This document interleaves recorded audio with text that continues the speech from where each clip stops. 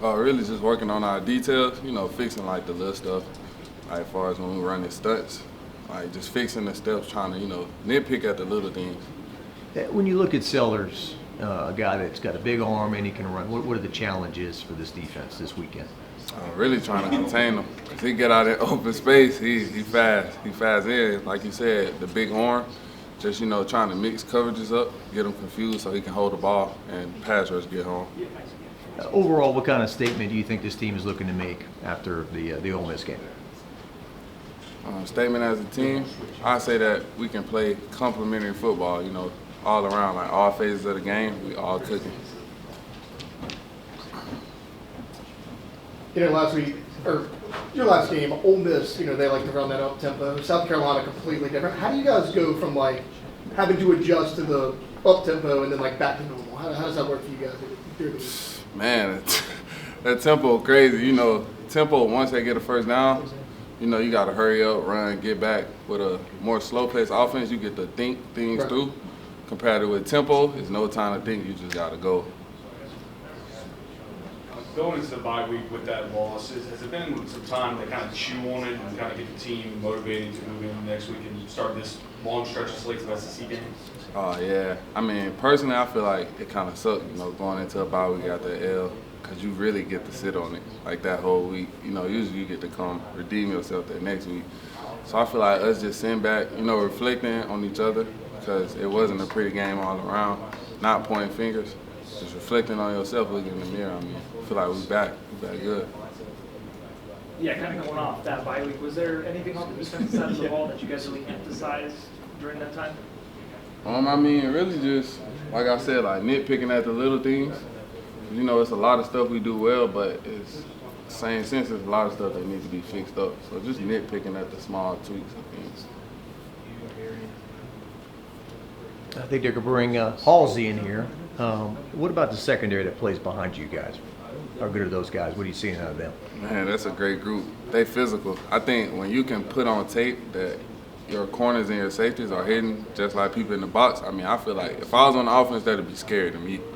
That's just how I feel about it. Is there something intimidating about defensive backs that are that big in the secondary? Yeah, I think so for sure. 'Cause a lot of DBs, they be skinny. Kind of, you can pick on a group. You can pick on one out the group. I feel like with our group, you can't do that. You try any of them, and they're gonna be ready for it. What kind of energy does Blake Baker bring to this defense when he coaches you guys? Man, he's different. He's very different. I kind of look at him like one of the guys. He relate, and he wears cleats at practice. So yeah, it's different. Talk a little bit about scheming for Lenore Sellers and his ability to run the football, and talk about the practice of being able to set the edge and be able to contain him inside the pocket.